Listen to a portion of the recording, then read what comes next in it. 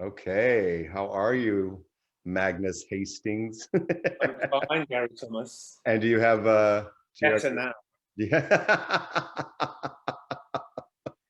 It's not vodka, at least. Oh, this is vodka.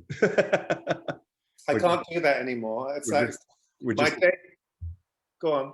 with just a splash of cranberry, just enough to add some color to it, you know what I mean? Yes. Feel So like it's diluted. so I'm here right now with Magnus Hastings, an amazing photographer who lives here in Hollywood. And you said you were on a shoot today. What were you doing, if you don't I mind? was shooting a shot of Eureka O'Hara and Silky Ganesh, and Cool. that's all I'm saying. I Okay. can't say more than that. But outdoor shoot? Yeah. Okay, cool. And that's why you have such a wonderful tan today? Yeah, I've been outside by a swimming pool in blazing sun, Okay. waiting for drag queens to be ready, which is to get there at 3. We're going to shoot at 4, and come 6, we start to shoot. But I'm used to it because that's been my life for 10 years. But I So mean, how long have you been in LA now? 9.5 years. Okay. Have you lived in New York or anywhere else or just LA? No, I lived in London and I was in Sydney. I used to go to Sydney every year for like as long as my tourist visa would hold out. So I go for 3 months of every year, and it felt like my other home. So Oh, I did that for nice. about 5, 6 years But before I moved. you're from England though, right? Yeah, I grew up in London. So. Okay. And when did you or how did you discover the whole photography thing? Oh God. Well, my dad was what we call semi-professional, I guess. He was a barrister and a musician, but he also took a lot of photographs. And so growing up, I would see he had like a dark room in his house, and he would go in and I'd watch. I'd be sort of what's the word?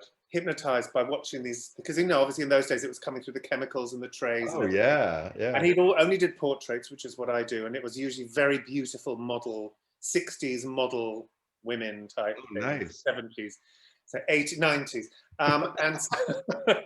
and so I'd watch these. I'd watch these amazing. It's a sidebar. I've got a story about that. There's these amazing images appear, and I kind of fell in love with it. And they're always black and white and gorgeous. And so that kind of got me into it. But I trained as an actor and wanted to be an actor. Was a child actor, Okay. and then started taking photos secretly using a different name. Okay. And then when I decided to quit acting, I was doing a show in the West End in London, and I was, working, and I just suddenly went, you know what? I'm over it. I'm bored. I don't want to do this anymore. I just grown up going, I want to act. Right. But it was more, I guess, and being saying you wanted to be famous then was like a dirty word. So especially in England, in America, you were always, oh, I want to be famous. It's like, right. But we would never say that. It was really not the thing to say. Right. So, but I remember all I would really care about, I would wouldn't fantasize about doing the job. I'd fantasize about the poster in the subway with Right. my name on it. Yeah. So you just wanted that part of it. You didn't care about the Yeah, rest of the I work. didn't want to have to do any work. But anyway, so I was doing a show in the West End and a tour and everything, and I just suddenly went, I'm over it, and I want to. And then I called my agent and said, she called me and said I had a big audition going to Broadway, a Shakespeare play, and I went, I don't care, I don't want to do it anymore. Which is, at least I stick with my gut. It was like I made that decision, and that was that. I wasn't going to go, oh well, maybe. Yeah. It's like when people now, I've had someone once say, well, if Spielberg called, you'd want to work, you'd want to act. And it's like, no, I'm telling you, I don't want to act again. It made me unhappy. No, So if it's not in your blood, then there's no point in wasting well, your and I'm 6'4", so it's, you put me next to a woman and they look great, even though they're all about 5'2" when they're yeah. and put me next to a man and he looks like a dwarf. So it was impossible. And plus the industry is too challenging if you don't really have a heart for it. Like if you don't feel it in some way, you know what I mean? No, I love theatre. To be fair, I love theatre. I love the rehearsal process even more than performing, because I've never laughed as much as I did when I was an actor and when I was rehearsing. And I was really good at comedy, and I had a Russian director at drama school who said, yes, you're very good at comedy, but the other stuff not so much. It's Right. Thanks. Yeah, but comedy's the harder part. That takes more timing and more. But it's timing. You've either got it or you haven't. You can't learn to have timing. Oh no. I say that as far as professional dancing, you kind of either have style or you don't. Yeah. You can teach people steps, and they can be very technical and very bendy and flexible, but if they don't have any style, have the rhythm in them and have the. I remember for years, every dancer I knew used to slag off Madonna, saying, "Well, she's not a very good dancer." And it's like, but you can't take your eyes off her. It's what she does within it that is so was not anymore. Yeah, but it's that it's that it factor thing where it's coming from your heart. Well, you can't take your eyes off them, and there's the extra flick and pop and thing. And no, totally. So then you came out to LA and really started pursuing the photography thing, correct? No, I was doing that in England. I pursued. So I left. I packed in acting, and within 6 months was working in London as a photographer. I also became. I started doing headshots before, and I became like top 5 headshot photographer in England very quickly. Yeah. Well, it was so much money, and I wanted to kill myself. I'd wake up every day, and I'd have like 5 headshots, and it was mostly cash, and it would go into like this cookie jar, and I'd have this cookie jar with thousands of pounds in it, and I'd redid my kitchen and things like that. But I would. Generally, you'd be dealing with people who just left drama school going, I really want to focus on film. And with one eye doing this and one eye doing this. It was not. And then it got to the point where I was having to turn down. And also, as I've always said, headshot photography is like disposable photography. So you can't, it's not going to sell later 10 years down the road. Right.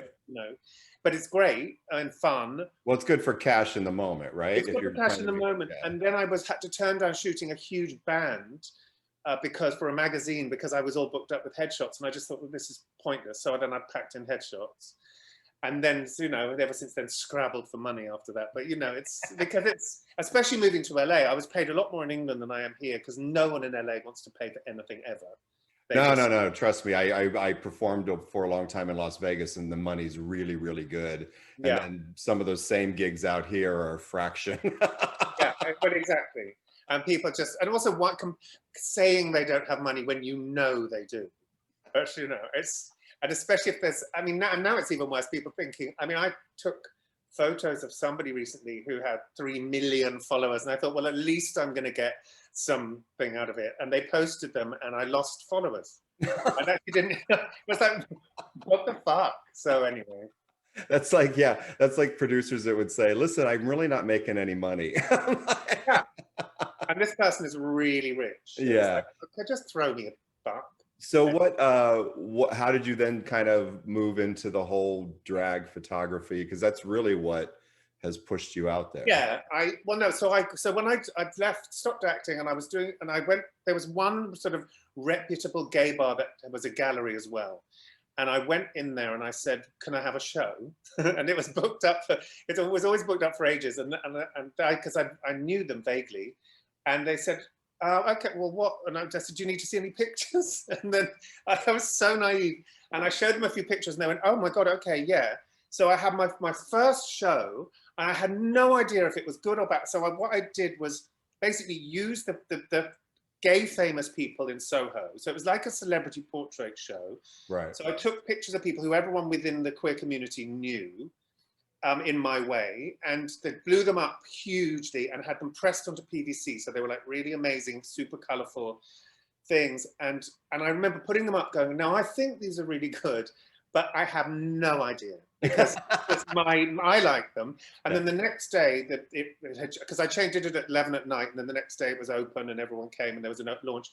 And Time Out walked past, caught hold of it. They put it as the thing to see, and then all the gay magazines immediately asked me to shoot their cover. So it was from that, it just all went crazy. And that had 2 drag queens. That was like 2 of the images in there were drag queens. But it wasn't until I went to Australia and that I started shooting drag there, which to me was really exciting drag. Right. And that changed everything. So I started shooting there, and then I got picked. There was a magazine called Blue. Yes. And they picked me up and said I had to go and meet them, and they said, "Oh, the editor was so rude."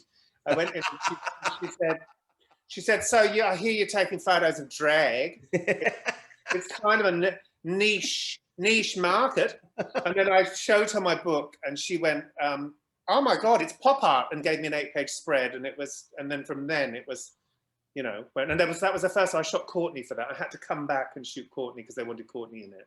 Oh, cool. Yeah. Very cool. And then what led you to LA from Australia? I've always been, I came to LA when I was 19 and it's always been my place. And then, so I was always back in England, but I wanted to come here. I tried to get a green card years ago because my stepmother was American and then we fell out and she fucked me over. She'll say it, she'd admit it.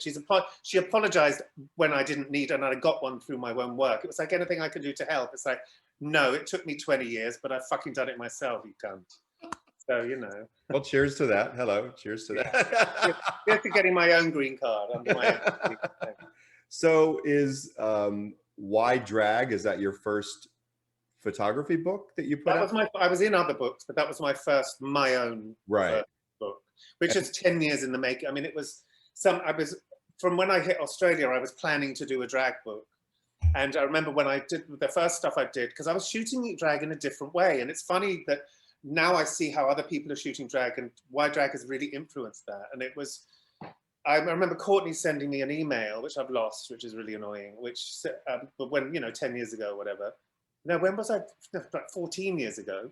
And she just said, thank you. What you're doing is doing such a service for drag and you're doing it in such a different way. And it was this amazing email just saying, because people they always did them looking miserable in a makeup mirror, you know, all of that sort of, and I wasn't doing that. I was treating them like a caricature or a joke. Yeah, and I see it as and I've always seen it as like a superhuman being, and it's an art form, and it's, you know, I mean, initially, the thing that fascinated me was the really, really fishy drag, like Courtney and Vanity Fair, right? Because at the time that was the most threatening drag.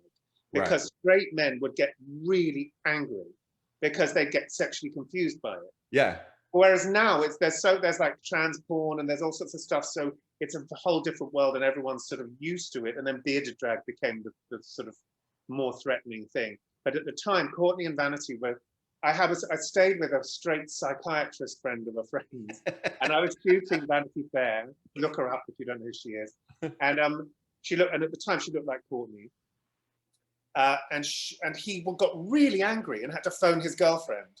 And it was like trying to explain to him that I don't find images of Courtney and Vanity sexually stimulating because I'm gay. You should find them. It's the image, it's a sort of porny image of a woman. Yeah. So if you don't get transfixed on the dick between their legs because you don't see it.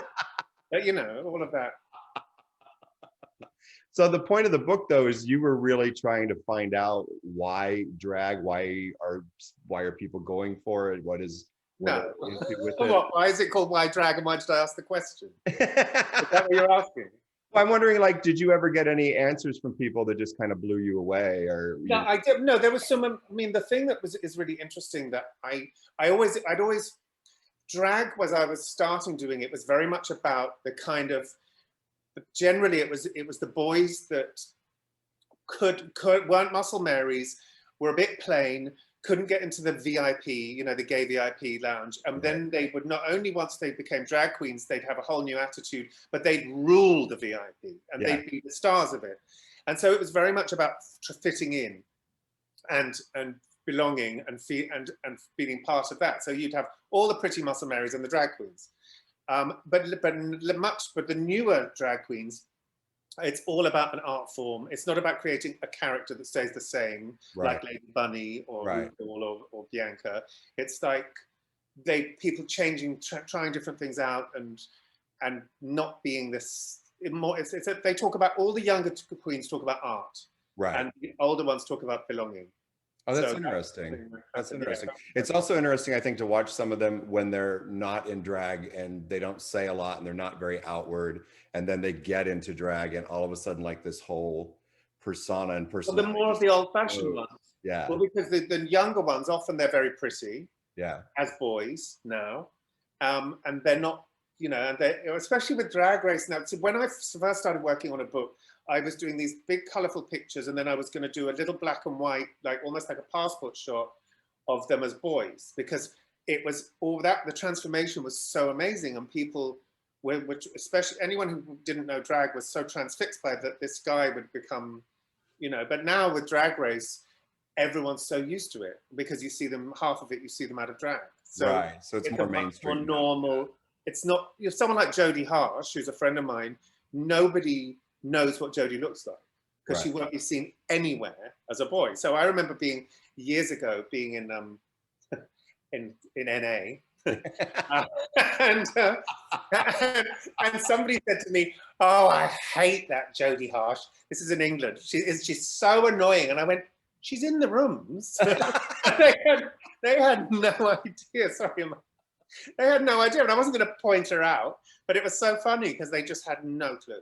Yeah, but even that's fascinating to not know, to not give it away who you really are, what you really look But like. that was the original thing, being like a superhero in a Yeah. disguise, and you can enjoy yourself in normal life, and then if you're a famous drag queen, you can go and be, then you can be adored. Right. Right. So let's talk about, if I can hold this up correctly, Rainbow Revolution. There we go. Yeah. And this whole pictures inside the white empty box. Explain that. It's cool. Because I actually remember a couple years ago running into you at a space here in West Hollywood, and you had kind of just started talking about it and were playing with it. And I thought it sounded really fascinating. So I think it's really cool that I've seen how it's turned out. Yeah. Yeah. Well, no, the idea, I was sitting in the gym bar and basically came up with the idea there because it was 2 years after, so Why Drag came out, was a big hit, and I was doing bits and pieces, but I kind of wanted to come up with a new plan. And I knew, for some reason, I knew I wanted to do something called Gay Face. And so I and then I thought, but then I remember sitting there going, right, what do I want to do? I want to do, what's the most important thing at the moment where everything's heading, social media. I don't want to just do drag. I need to expand into the whole queer community. I got flack from not having trans women in Why Drag, even though now about 5 or 6 of the girls have transitioned. Right. And I just, anyway, I want it to be much more about the community, about the complete diversity of the community and every kind of sexual and gender identity and things like that. And then I thought, so, okay, so social media, what's the most social media friendly shape? A square. Yeah. What would be good? A square. Well, I worked with boxes before, and I went, okay, well, a white box is amazing. And also, if it's a white box, it bounces light around and it's really flattering. And then but then it's also a blank canvas, and then you can create what you want. You can paint it. It's a theatre piece. Right. It's all lit the same, so it's all about composition. It's not about lighting. Right. And yeah, and using the white space that, so somebody could completely right behind me. So you've got, I mean, they're all pretty white spacey, but you get the gist. Oh, totally, yeah. But then you have things, but yeah, or somebody would paint, like she came in and spray painted the whole thing, and it was just, but if it's like that, if it's just a, you know, it's how you divide up the white space and the negative space and things like that. But it also allowed people to get really creative and just kind of think outside the box, but within the box at the same time. Yeah. You know what I mean? But it was also, people would either have no idea, or they come with a specific idea. Most of the time I'd get their idea and then guide them, or some people I'd come up with an idea and then cast it and then go, right, like I did, one of my favorite pictures is a merman, but I didn't want a big hunky merman. I wanted a fat queen to do it, so it was funny. So I cast Joshua, who's amazing, and he's sort of, you know, a big oversized queen with his tail, and I had cardboard, like summer stock waves made, and so, you know, it's just about what you can do with the space, and also about just being really. It was also at the time of Trump. It was 2018 January, and it was just they started going for trans rights. It was just so depressing, and I wanted something that was about the community going, fuck you, we're not going anywhere, and being in your face, but with humor. Right. But always, when I was shooting, I'd always go, you know, don't smile at me. There's an element of fuck you. I mean, there's an element of standing there going, this is us and we're fucking amazing. Right. And it was, and I used gay face, even though it was like, what is the face of gay, being the community in 2018 or 2020 or whatever. And this is us and we're amazing. And then it changed to Rainbow Revolution because one of my trans subjects said to me, I really want to be in your project. But I spent years, she's a 60-year-old trans woman who's amazing. And she said, I've spent years fighting for trans women, particularly, or trans people, to be accepted within the gay community. And it's been impossible. And so I'm not comfortable having gay attached. And I'm a heterosexual woman. And Right. I'm not, but I'm queer. And I don't want to and it was finally talking to someone really properly, rather than people just saying, it's not cool, you can't say gay, but somebody who actually had a proper reason. It was like Courtney telling me to call it queer face. And I went, queer face isn't a thing. Yeah. It's really annoying. Gay face is a thing and it's an insult. Yeah. And it's like, you know. But anyway, so yeah. So I then did change it to Rainbow Revolution. I mean, I still like gay face better, to be honest. Right. And you still have that hashtag on your website as well. Yeah. And well, that's because I'm too lazy to change it. I keep going, oh, I must change that. Because that was the project. Well, it's a much cooler name. I'm sorry. Yeah.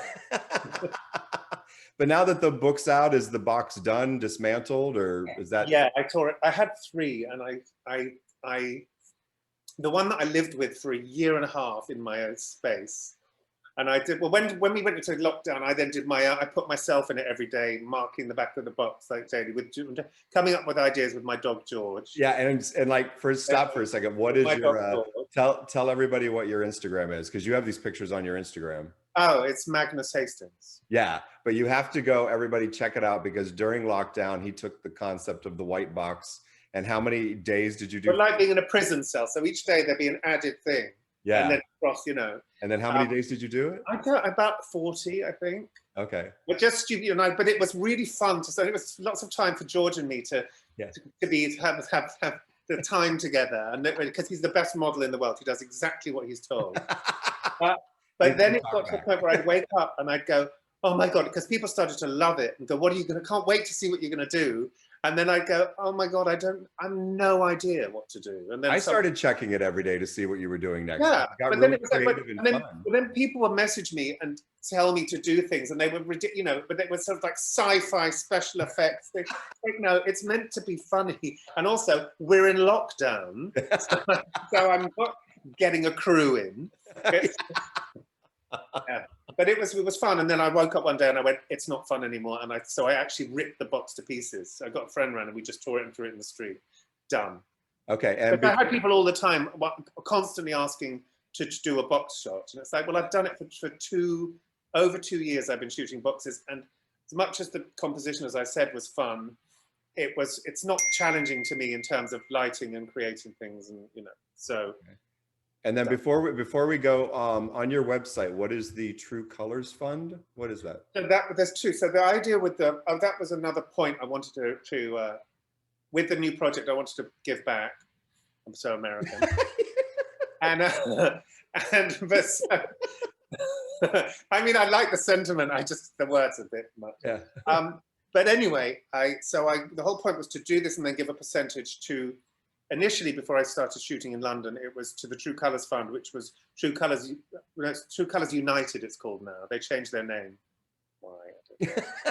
I mean, it's not as good, but anyway. So it was to help homeless gay youth, or gay LGBT youth experiencing homelessness. Okay. That's what you're supposed to say.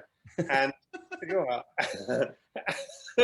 but anyway, so initially when I launched the project, and then I, for instance, went to DragCon and charged $50 a pop for people to just come in and do a free, you know, to get a picture that they could post. And then I gave half the money to the True Colors Fund. And the idea is, from print sales, I give them now a percentage, because it's cost me so much to do this project. Right. It's like half the money I can't really afford. So it's like 20%.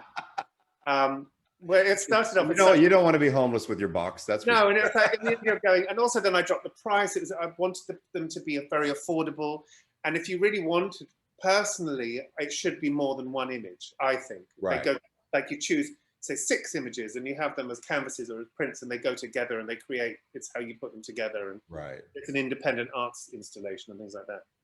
All right. Yeah. Well, cheers me one more time. We're gonna wrap. Okay. Thank you so much for talking to me. I really, really appreciate it. And for everybody watching, you have to go to magnushastings.com.